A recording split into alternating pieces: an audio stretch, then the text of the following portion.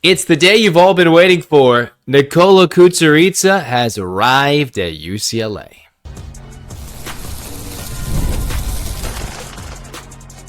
You are Locked On UCLA, your daily podcast on the UCLA Bruins. Part of the Locked On Podcast Network, your team every day.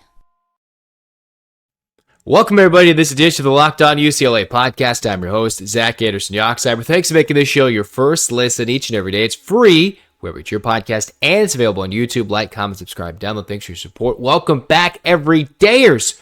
What we're talking about today, the importance of Nikola Kusturica's arrival on campus for the Bruins and the impact he'll make this year and possibly next. And then we'll discuss UCLA football's future scheduling. Will they take on, like their Big Ten brethren, lesser opponents and have more bye games? We'll talk about that coming up soon. First, we'll tell you this episode is brought to you by Kalshi. For limited time, download the Kalshi app. Use the code LOCKEDON when you to get $10. When you get to trade $10. All right, check out Kalshi. So, what are we going to do right now? We are going to talk about Nikola Kusturica. So, according to Connor Morissette of Bruin 24/7, he was on campus to cover UCLA football. Said, Nikola Kusturica is here at UCLA. We've been waiting, wondering, when would this top-tier prospect from the international prospect pool find his way to Westwood, come to the Los Angeles area, get to Southern California, and fall in love with the UCLA campus, fall in love with UCLA as a whole. Well, Connor Morissette, Bruin 24/7, said, yep, he's here. And what does that mean? Well, the Bruins have their dude. Again, this is a player who's officially committed, signed, worked his way to UCLA as what some say the potential number one pick in 2 draft classes for the NBA. If you've forgotten, or if you've been asleep this summer, you're on vacation, you got tired of Mick Cronin's nonsense of not signing top-tier players in the high school ranks, in the transfer portal, maybe keeping their international prospects when they had one, namely a Diamara, who ended up being a lottery pick. The Bruins are trying to make amends with this commitment, with this player on campus, and they're guaranteed, basically barring any contract upheaval, 2 years of this player who can't be in the NBA next year. That's what makes him and a couple of other picks who are going to the college world first, whether they're international prospects, domestic, younger high school players reclassifying. They're finding ways to, hey, I want to play college basketball for 2 years and get a big payday. And now there's the big rumors. I forget the exact source, but 2 years, $12 million. That's old news. We've talked about on this podcast. He's expected to give a big, hefty payday. And here are the things that went right for UCLA. After so many things that went completely wrong, strikeout, strike three, boom, curveball in the outside corner. That was St. John's, get Tunde. John Blackwell, that was just Duke overpowering you with a fastball 105 down the middle, right? Just like Jacob Mizorowski for the Milwaukee Brewers. You had Mick Cronin, who is basically a position player just lofting up, gopher balls to get crushed. In the meantime, UCLA finally got somebody who can impact this roster at the position of need. That's old news. That's clear news. And if you've forgotten about this player, a 6'7", 6'8", 6'9" type player, depending on when they officially measure him and what they're going to put him on the roster.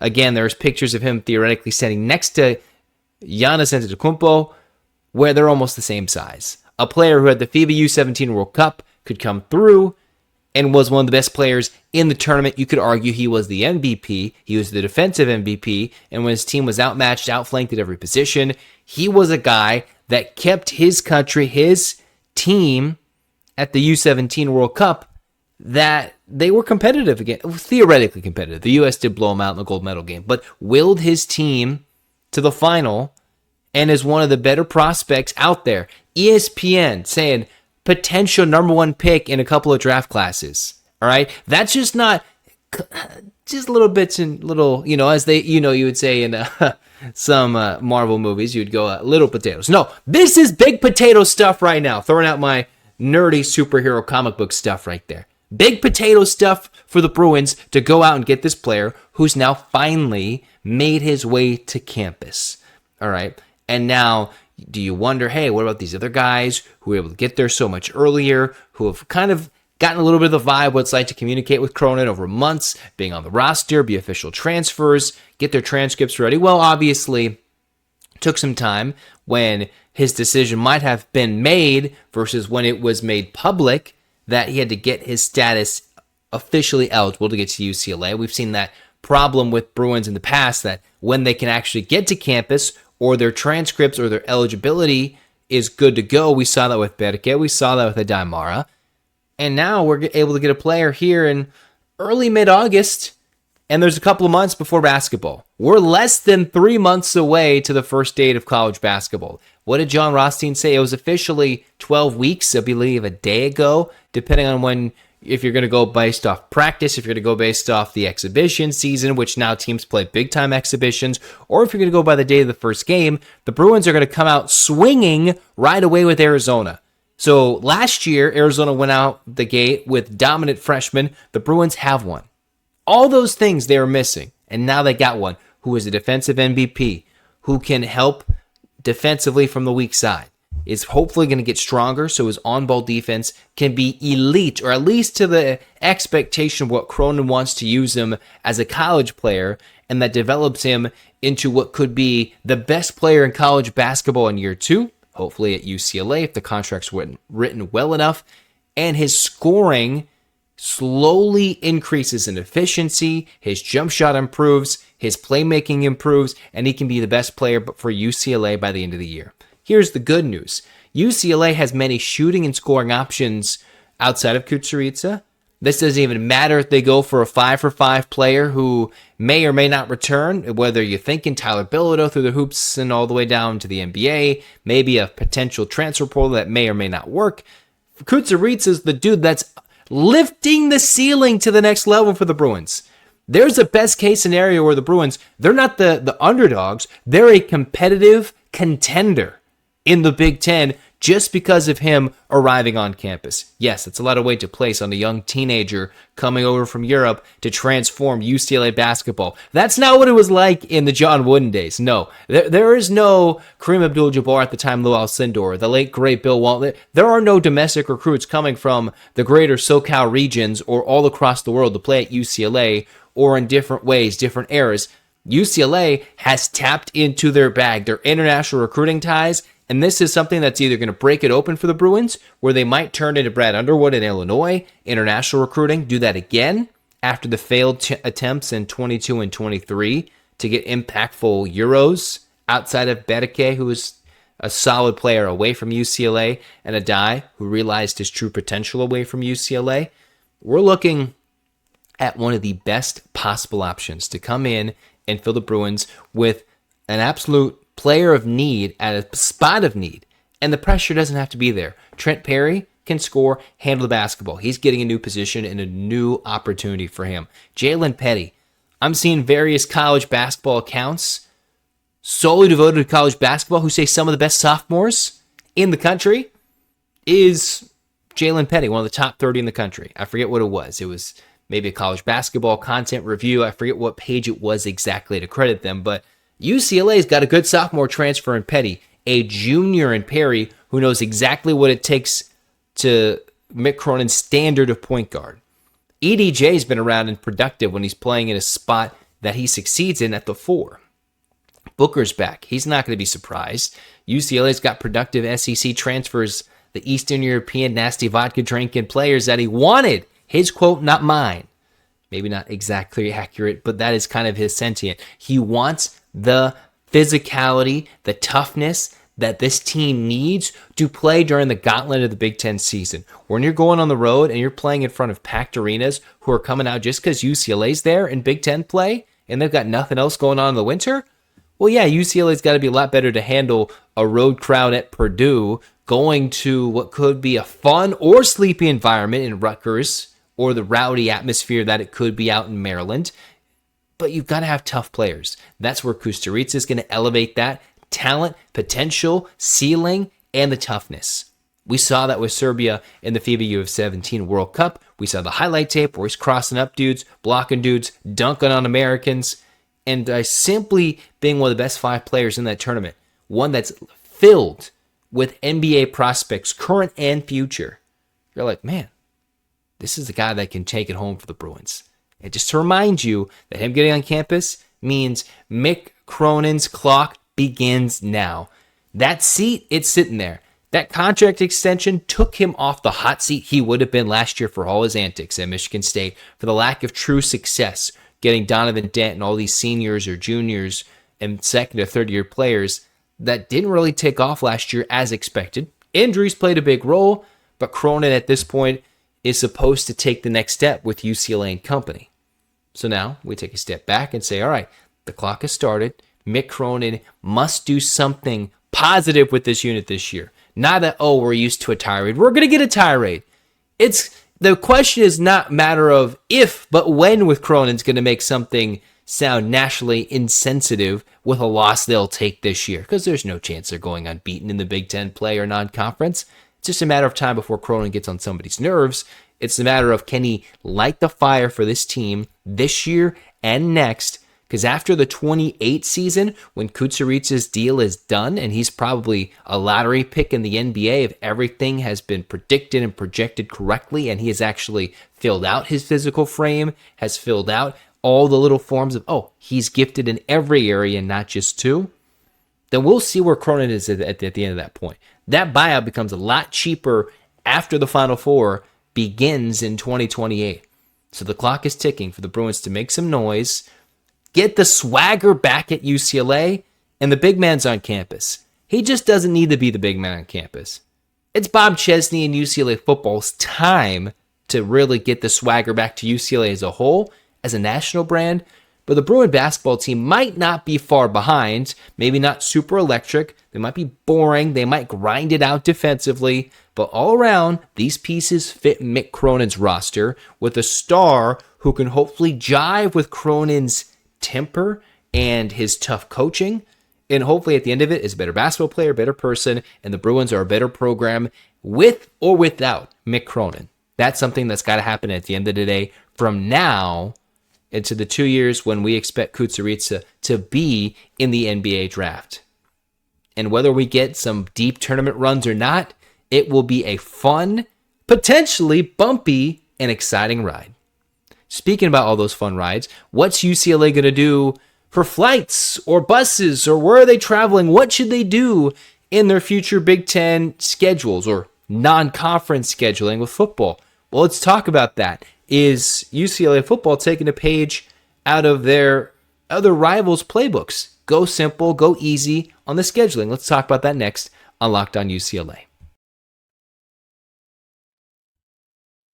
Before season even kicks off, everyone's making predictions. Who wins the division? Who makes the playoffs? Who's lifting up the trophy at season's end? On Kalshi, America's #1 prediction market platform, you can trade those predictions in a live market. Think about this. Can the Raiders win at least 6 games this season? The Raiders are currently trading at, here are your live numbers on Kalshi, they're trading at 63% to get 6 or more wins, which means if you go to Kalshi and you make a $100 trade, meaning a $100 trade pays out at $159.57 if they reach at least 6 wins. On Kalshi, you're trading against peers in a live market, which means there's no house, and the probability changes so you can buy in and out of your position. Trade the draft pick, the game, and more on Kalshi. Download the Kalshi app and use the code LOCKEDON to get $10 when you trade $10. Kalshi, Kalshi, trade on anything. 18 plus only.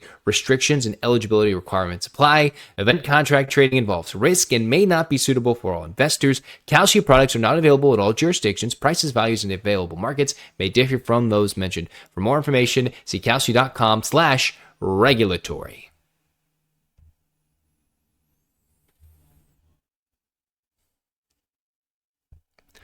Cruising on here with Locked On UCLA. Let's dive into the future. We're going. We're swimming. We're looking for the future. What does that mean? No, we're not talking artists. We're not talking, how far UCLA has to go to win a national championship. We're talking where this Bruins team, whether it's Bob Chesney and company or whoever leads this team in the future, hopefully by the next time, at this time this year, it's still Chesney and company. Who are they going to play?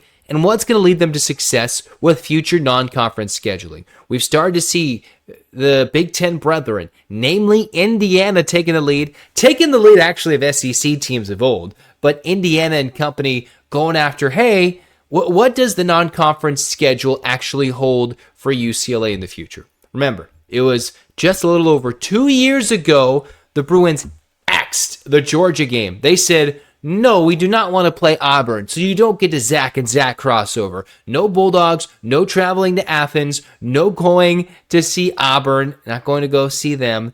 And instead of 2 awesome, epic SEC trips on the road, at least in terms of fun tailgates for us as fans, boosters, and everybody else who supports the program, and hosting them at the Rose Bowl to get SEC programs actually over to the Rose Bowl and realize how awesome it is, the Bruins said, we're going to take Utah. That was Utah last year. Then we've got a bunch of battles with Cal in a row. All right, so this is what it looks like from now until the future. So last year was Utah. This year it's Cal. Next year hosting Cal. 28 at Cal. 29 home versus Cal. And finally, we're returning to Salt Lake City way down the line in 2030. Other games include hosting San Diego State this year, hosting Nevada. That's why the hope is the Bruins can be 3-0 in the non-conference. Next year's schedule is as follows. UC Davis, Cal at home, and then at Hawaii in mid-September. Then you've got hosting Hawaii in 2028. You go to Berkeley for what should be the first game of the year. You host Davis to start the season in 29, and you eventually host Cal. You go to Utah. Way down the line, you host UNLV in a return. You go to San Diego State, and you go to Fresno State in years 2031 and 2032. Games that are so far down the line that the Bruins have enough money, they'll say, forget it. They'll just buy their way out of those games. That's what could happen way down the line, okay? And I think I've even seen some things about Oregon. Haven't seen exactly what the Oregon schedule could be in 2028. But I know some teams are saying, hey, let's back off this schedule if the Big Ten regular season is so daunting. It's this nonsense that the SEC had been spewing for years that, the 8-game schedule is so tough. Let's play a cupcake at the end of the year and rest and get our national credentials up. While, yes, they are having to play an extra Power 4 or Power 5 opponent, depending on what area you're looking at, they still had plenty of easy games. Indiana went undefeated. They played a bunch of cupcakes according to their standards before they even went through the gauntlet of the playoff, the championship game, the Big Ten championship game, the Big Ten regular season. So I wonder, is that what UCLA is going to do? Well, when they announced this change a couple of years ago, this is from UCLA's website multiple years ago, the Bruins were adding Cal, okay, a rival that we had played every year from 1933 to 2024. All right, okay. Now we get to end a one-season miss from a series that could have been 100 years straight in the making. That's how you do it if you're USC and Notre Dame. You don't have this 3 to 4 years off BS. You get it right back on the schedule and you make it happen. So what's the reason for this? They don't want to travel. We travel so much in non-conference play in basketball, men's and women's, that they're going to scale back the travel. That's why the men's team hosts a bunch of cupcakes, and Cronin can't get anybody at home because he doesn't want to travel, and because nobody's playing in basketball right now, so they get a bunch of NIL-funded theoretical opportunities at neutral sites on the West Coast. Gonzaga, Arizona. You look at other places. Cool. For football, they didn't want to go out to Georgia, and they didn't want to go out to Auburn to get out to the state of Alabama, because they're going to be going to Michigan this year. They went to Ohio State last year. They don't get those games to return for the next couple of seasons. All right? We don't get Ohio State and Michigan in Big Ten schedules for years to come. All right? If you're looking in the next couple of seasons, it's going to be a minute before we actually host Ohio State and Michigan. Not till, I forget what the years were. I forget how the schedule works. It might be a minute. All right? I know they've changed it around quite a bit since then. But UCLA is playing Davis. That's an FCS opponent. UC Davis as an athletic department did move from the Big West to the Mountain West. And maybe you don't know or understand anything about UC Davis. Cool. I love and adore Big West conference sports. Awesome. UC Davis is an FCS school. For years, UCLA did not play FCS schools. Ever. That was their calling card. But because Michigan, screw them, canceled the series because they wanted to play their own cupcakes, Michigan, another representative of the We Don't Play Tough Games Club, we had to start playing FCS teams. And that's where we went with the PR campaign of the HBCUs, right? We had the Alabama States of the world. I forget what the other game was, but they played a couple of HBCUs, made an HBCU celebration. But we always wanted to make sure that that was never the case. And Davis, well, yes, it's not the same thing as an HBCU. They're in the Big Sky, which is like the SEC level, on par with the Summit League and the SEC in FCS football. All right, that is the SEC and Big Ten rivalry. That is where they're at right now. And Davis has been good, but that should still be a good, easy win for the Bruins. And they don't have them just once, but twice in the next 3 to 4 years. All right. And there's still games to fill out for UCLA's future football schedule. All right. In 28, it looks like there's still an extra game. In 29, there's still a game. Do you go cupcake? Do you need a little frosting with some sprinkles? Or do you go and schedule big and see if somebody's got an opening? All right. Maybe the joke is, does Notre Dame have an opening? Do we want to say, forget USC, we'll go play Notre Dame? All right, that's a different idea. That's something we could throw out there. Do you want to add another West Coast opponent? Is this where you mix in Arizona State in football? If that could happen. I don't know their schedules off the top of my head. That's just me brainstorming and throwing things out. Obviously, some of these schedules are a little more further baked than there are openings. And UCLA's currently got an opening technically in 28 and in 29 and quite a few in 2030 and less so in 2031 and 2032. I don't think we're going to turn and see the Bruins go trade home and road games, home and homes, with Pac-12 teams. All right? We're UCLA. We think we got this mighty, we're bigger than the Pac-12. We left it. We're not going to go play them on the road. It's one thing if it's San Diego State or Fresno State, previously scheduled engagements, but don't expect us to go call Colorado State and go play a road game over there just because we want to toughen it up. I think that would be fun to go to all these other places, whether it's Fort Collins, going to Fresno, going down to San Diego, maybe jump up to San Jose. But that's not how these big schools operate. They rather have big money, get enough money, buy a quick, cheap flight for a buy game for somebody to come down and play UCLA, get an easy win, and do that. I'm the advocate of let's get the best experience possible. Let's get bigger and better. We're looking for a time and a day and age where we're expanding the playoff. Maybe not just by 4 teams, but by 8 extra teams. They might even double it by the time this whole thing is said and done. The FCS is at 24 teams. D3 is even bigger. At some point, they're going to have so many playoff teams that they're going to have as much access, and the whole month of December, maybe even November, will be just straight playoff games. And that's not a bad thing in college football. I'm not advocating for crazy playoff expansion right now. What I'm saying is we might trend back towards you've got to play somebody tough instead of scheduling cupcakes down the line. Because why buy out the contract or mutually disagree or not have games if we don't know the state of college football scheduling and playoffs and opportunity down the line? I'm not sure what Bob Chesney's focus is officially on scheduling because obviously he wasn't available or doesn't make these types of games. These are things made years in advance that are slightly beginning to change. So I think the Bruins should face tough games. My simple thought is this. You play an FCS as a tune-up. You play a G5. You play a G6. You play a Power 4. You mix and match a couple of those home and road, and then boom. Now, obviously at UCLA, we don't say the word FCS usually, so you'd rather skirt away from it. But Davis is on the schedule in back-to-back years, and UCLA's got a trip to Hawaii in mid-September in a couple of years. So one, get your beach vacation ready, save those money, save those dollars for Hawaii. We'll see if they even have a stadium by then. Probably not. Maybe forget the opener games in 27 and 29. I hate to break it to you, but next year, if the schedule holds, UCLA's opening against UC Davis in 2 of the next 3 years at home.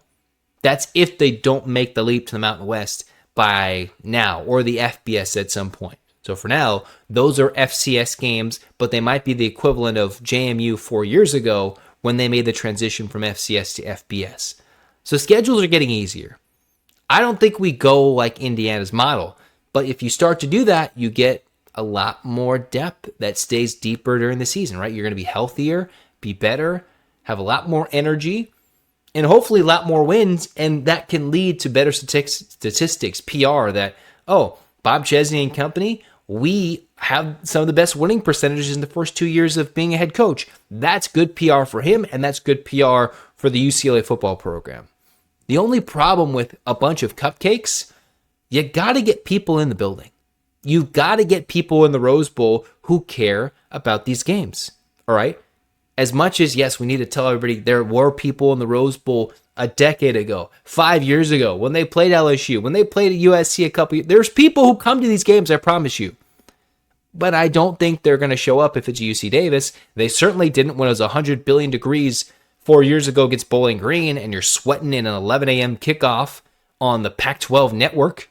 That's not going to happen. So we still got to make sure that in Southern California, when you're baking in early parts of the football season in the Rose Bowl heat with a 12 p.m., 4 p.m. kickoff, that we have games worth watching at home. Of course, I'm going to watch them, but your diehards are going to watch them. But are you going to spend that extra couple of dollars to go to the Rose Bowl or wherever they play in the future if they extend the Rose Bowl contract to the full extension of its contract or leave to SoFi? Would you go if they play UC Davis as that home game? You're not going to spend that extra couple $1 billion in parking. You might go tailgate if it's at the Rose Bowl, but you're going to actually go in and sweat it out? Probably not. But if you get Cal every year, you're getting another top-tier opponent, all of a sudden you're going to want to go to these games. And there's still a couple of years where they need a big-name opponent in 2031 and 2032. And yes, while we don't know what the brand of San Diego State and Fresno State will be in those years, those road games will be fun. We need actual big-name home games in those years to actually build this schedule out. The trend for now in the 12-team playoff era, easy schedule, don't get hurt, practice your execution, expand the playbook later. That's really what this has been showcased with Indiana and company. SEC for years with their tough conference scheduling. 8 out of 12, ridiculous. While the Big Ten has been tougher, harder, and extreme travel for UCLA and the West Coast teams. And we haven't seen a lot of success in basketball on the men's side or in football when there's rabid fan bases packing out these arenas or stadiums that they can win week in and week out on the road.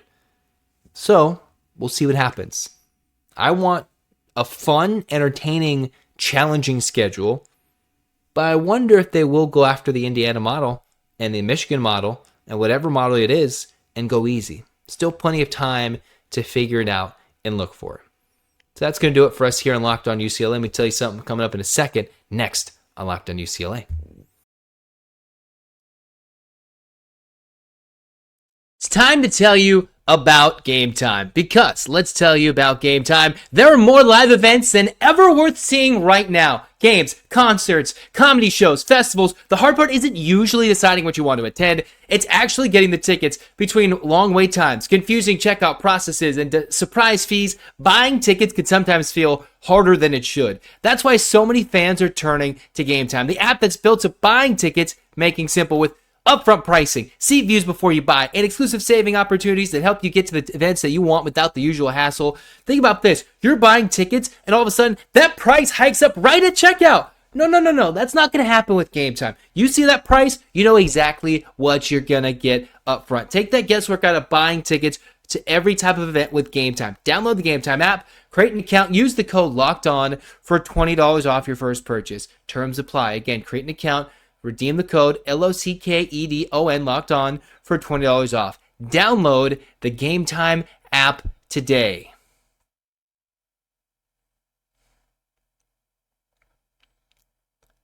That's going to do it for us here with this episode of Locked On UCLA. I'm Zach Anderson-Yoxsimer saying thanks for tuning in. Hands up, 8 clap time, baby. And 1, 2, 3, 4, 5, 6, 7, 8.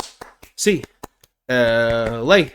UCLA, fight, fight, fight. This has been Locked On UCLA. Zach signing off. Like, comment, subscribe, download. Thanks for your support. And as always, go Bruins.